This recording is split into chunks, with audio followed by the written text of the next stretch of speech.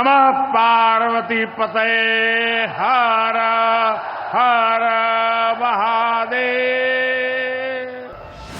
प्रधानमंत्री नरेंद्र मोदी ने हाल ही में बिहार में किसानों और आम जनता के लिए कई बड़ी घोषणाएं की, जिनका उद्देश्य कृषि, बुनियादी ढांचे, रोजगार और सामाजिक कल्याण को मजबूती देना था। केंद्र सरकार की योजनाओं का लाभ आप सभी तक निरंतर पहुंचता रहे, इस दिशा में आज मुझे आपके साथ एक अहम जानकारी साझा करनी है और उसमें मुझे आपकी मदद भी चाहिए। यहां बैठे हुए लोगों की भी मदद चाहिए।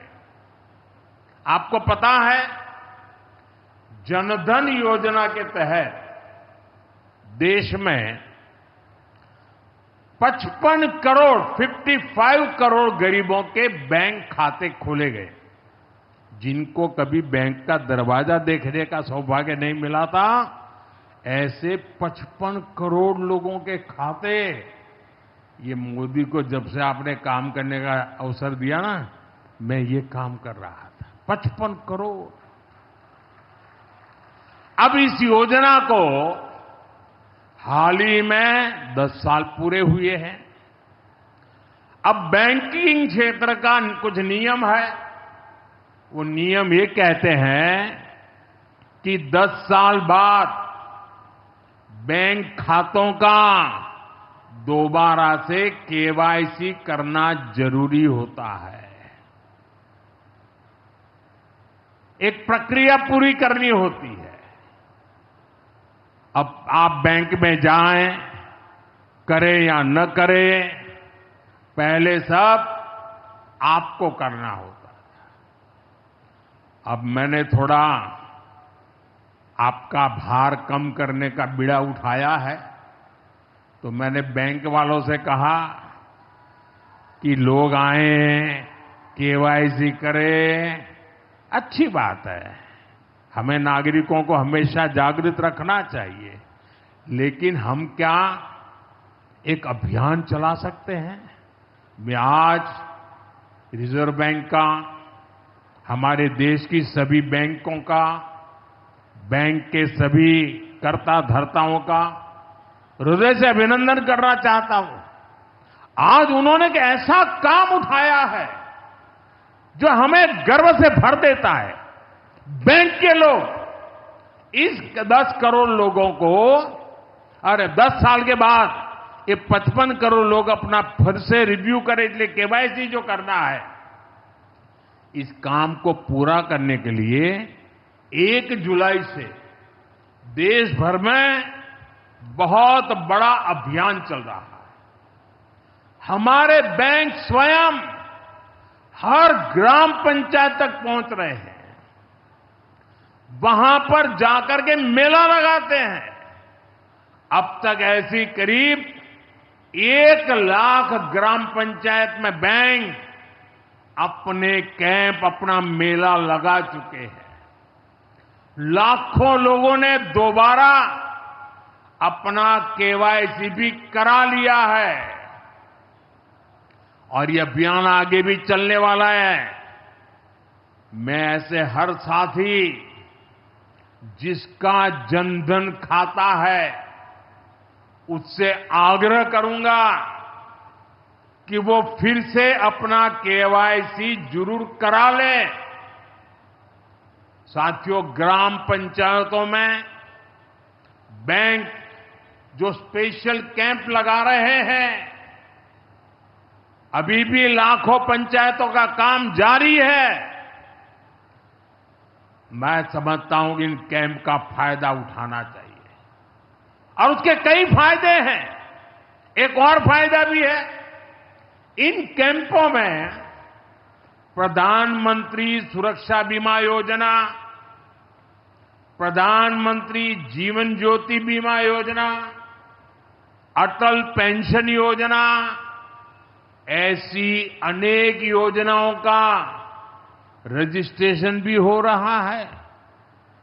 और ये बीमा तो ऐसा है कि एक चाय के खर्चे से भी कम खर्चा लग जाता है। ये योजनाएं आपकी बहुत मदद करती है।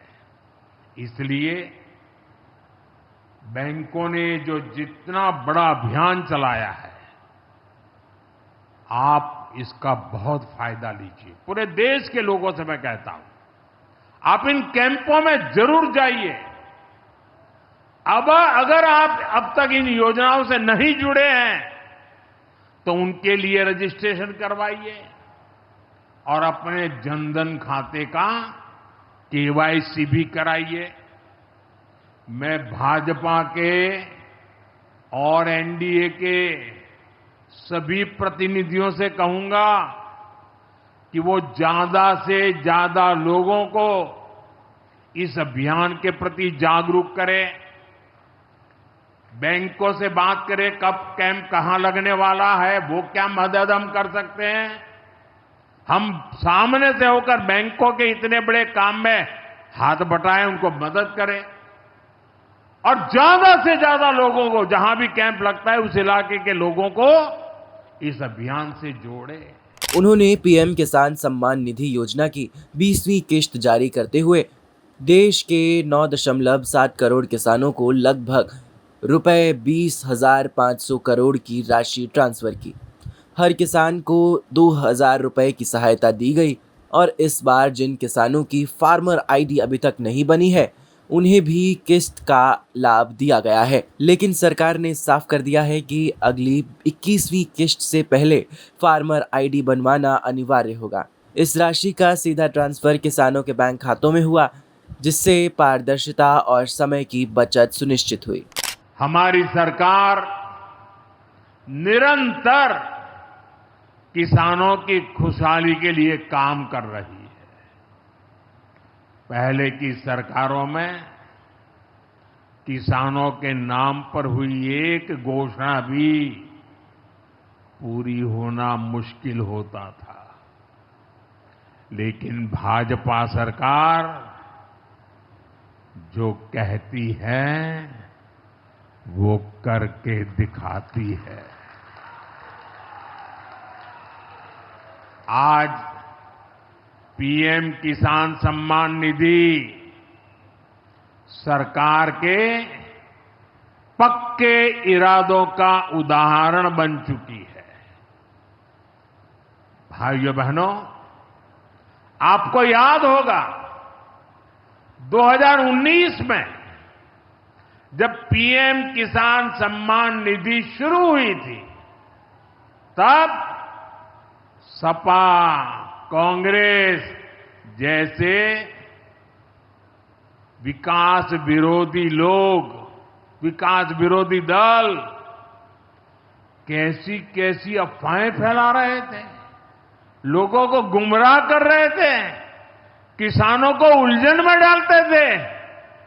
कोई कहता था मोदी भले योजना लाया, लेकिन 2019 का चुनाव जाएगा, ये सब बंद हो जाएगा। इतना ही नहीं, मोदी ने जो पैसा अभी जमा किया है ना, वो भी वापस निकाल देगा। कैसा झूठ बोलते हैं। और यही देश का दुर्भाग्य है कि निराशा की गर्त में डूबा हुआ विरोधी मानसिकता वाले लोग ऐसी ही झूठी सच्चाई को लेकर के जी रहे हैं। ये सिर्फ किसानों से, देश के लोगों से झूठ बोल सकते हैं। आप मुझे बताइए, क्या इतने वर्षों में कभी एक भी किस्त बंद हुई क्या? पीएम किसान सम्मान निधि बिना ब्रेक के जारी है। आज तक 4.25 लाख करोड़ रुपए, आंकड़ा याद रखना, 4.25 लाख करोड़ रुपए किसानों के खाते में भेजे जा चुके हैं। जरा आप मेरे साथ बोलेंगे कितने? 4.25 लाख करोड़। कितने? कितने कितने और ये 4.25 लाख करोड़ इतने रुपये किसके खाते में जमा किए? किसके खाते में जमा किए? मेरे किसान भाई बहनों के खाते में जमा किए। यहां यूपी के भी करीब 2.5 करोड़ किसानों को इसका लाभ मिला है। यूपी में किसानों को इस योजना के 90,000 करोड़ रुपए से ज्यादा भेजे गए हैं। इतना ही नहीं, मेरी काशी के किसानों को भी करीब करीब 900 करोड़ रुपए मिले हैं।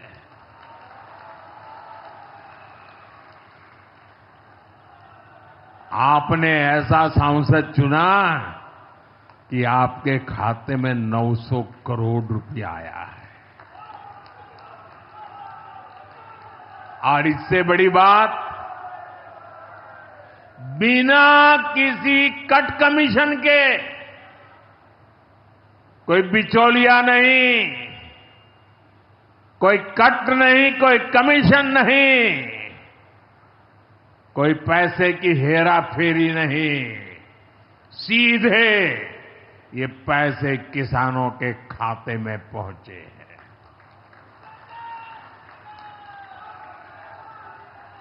और मोदी ने ये परमानेंट व्यवस्था बना दी है। ना लीकेज होगी, न गरीब का हक छीना जाएगा। साथियों, मोदी के विकास का मंत्र है, जो जितना पिछड़ा उसे उतनी ज्यादा प्राथमिकता। जो जितना पिछड़ा उसे ज्यादा प्राथमिकता। इस महीने केंद्र सरकार ने एक और बड़ी योजना को मंजूरी दी है। इसका नाम है प्रधानमंत्री धन धान्य कृषि योजना।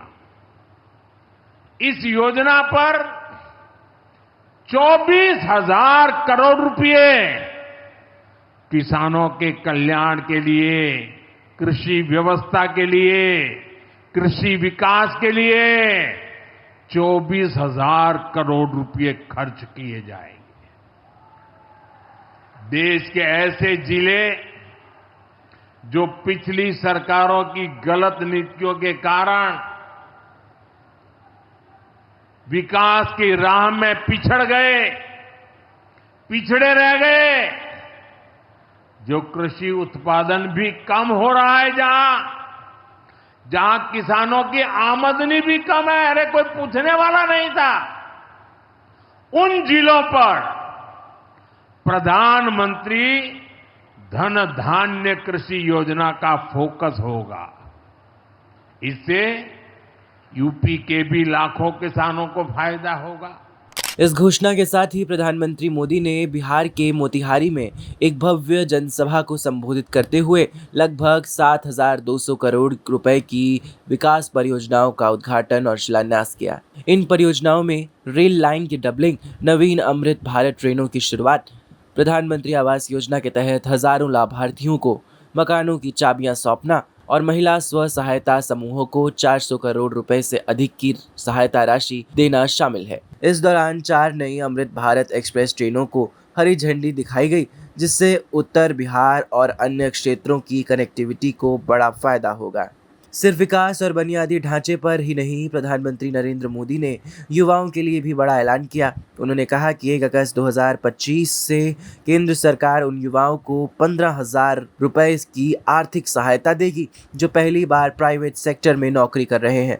यह योजना खास तौर से उन युवाओं को ध्यान में रखकर बनाई गई है जो अब तक बेरोजगार थे और पहली बार रोजगार की ओर कदम बढ़ा रहे हैं। इसके लिए सरकार ने 1 लाख करोड़ रुपए का बजट निर्धारित किया है। इसके अलावा कृषि मंत्री शिवराज सिंह चौहान ने बिहार में खाद की कालाबाजारी पर सख्ती से कार्रवाई की चेतावनी दी है और कहा है कि किसानों का एक एक पैसा सुरक्षित रहना चाहिए।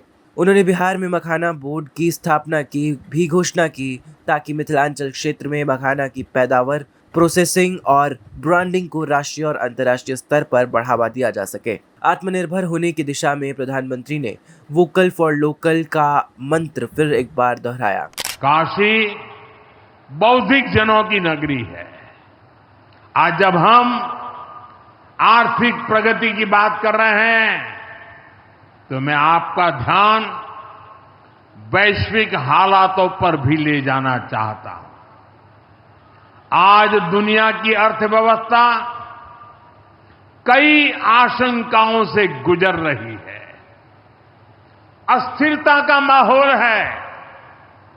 ऐसे में दुनिया के देश अपने अपने हितों पर फोकस कर रहे हैं। अपने अपने देश के हितों पर ध्यान केंद्रित कर रहे हैं। भारत भी दुनिया की तीसरी सबसे बड़ी अर्थव्यवस्था बनने जा रहा है। इसलिए भारत को भी अपने आर्थिक हितों को लेकर सजग रहना ही है। हमारे किसान, हमारे लघु उद्योग, हमारे नौजवानों के रोजगार, इनका हित हमारे लिए सर्वोपरि है। सरकार इस दिशा में हर प्रयास कर रही है, लेकिन देश के नागरिक के रूप में भी हमारे कुछ दायित्व है। और ये बात सिर्फ मोदी नहीं, हिंदुस्तान के हर व्यक्ति ने दिन में हर पल बोलते रहना चाहिए, दूसरे को कहते रहना चाहिए। जो देश का भला चाहते हैं, जो देश को तीसरे नंबर की इकोनॉमी बनाना चाहते हैं, ऐसा कोई भी राजनीतिक दल हो, कोई भी राजनेता हो, उसने अपने संकोच को छोड़ करके देश हित में हर पल, हर बार, हर जगह देशवासियों के अंदर एक भाव जगाना होगा, और वो है हम स्वदेशी का संकल्प लें। अब हम कौन सी चीजों को खरीदेंगे, कौन से तराजू से तोलेंगे? मेरे भाइयों बहनों, मेरे देशवासियों, अब हम कुछ भी खरीदें तो एक ही तराजू होना चाहिए। हम उन चीजों को खरीदेंगे जिसे बनाने में किसी न किसी भारतीय का पसीना बहा है। और जो चीज भारत के लोगों द्वारा बनी है, भारत के लोगों के कौशल्य से बनी है, भारत के लोगों के पसीने से बनी है, हमारे लिए वह स्वदेशी है। हमें vocal for local, vocal for local मंत्र को अपनाना होगा। हम संकल्प लें कि हम मेक इन इंडिया प्रोडक्ट्स को ही बढ़ावा देंगे। हमारे घर में जो कुछ भी नया सामान आएगा, मैं नए सामान की बात कर रहा हूं, हमारे घर में जो भी नया सामान आएगा वो स्वदेशी ही होगा। ये जिम्मेदारी हर देशवासी को लेनी होगी। और मैं आज मेरे व्यापार जगत के भाई बहनों से विशेष आग्रह करना चाहता हूं। मैं मेरे दुकानदार भाई बहनों से आग्रह करना चाहता हूं जब दुनिया इस प्रकार से अस्थिरता के माहौल से गुजर रही है, तब हम भी, चाहे व्यापार हो, छोटी दुकान हो, कारोबार करते हो, अब हम हमारे यहां से सिर्फ और सिर्फ स्वदेशी माल ही बेचेंगे। साथियों, ये स्वदेशी माल बेचने का संकल्प भी देश की सच्ची सेवा होगा। आने वाले महीने त्योहारों के महीने हैं, दिवाली आएगी, बाद में शादियों के तो समय आएगा। हर पल अब स्वदेशी ही खरीदेंगे। मैंने जब देशवासियों को कहा था मेड इन इंडिया, अब विदेशों में जाकर के शादियां कर करके देश का धन मत लुटाओ।